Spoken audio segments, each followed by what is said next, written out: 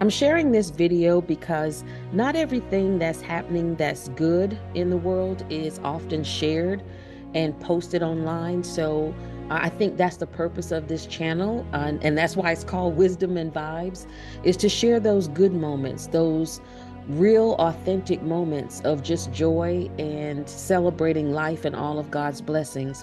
So I wanted to share this. A lady came up to me, as people often do in the square, because I usually dance by myself because I'm trying to exercise and keep my heart rate up. But again, she came up and she said, I've been watching you for about an hour. And she told me they're going to be moving here soon. And, we just started to share and strike up a conversation. And what you're going to see here is the end of that conversation. She was about to leave.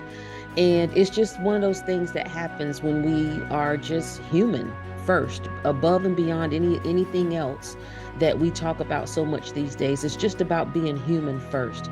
So just wanted to share this moment. I went back to the live cam feed that they have in all the squares, and I was able to find this moment. So just wanted to share, and always remember, no matter who you meet, we're all going through something, and you never know when you may be the answer to someone's prayer, or someone else may be the answer to your prayer.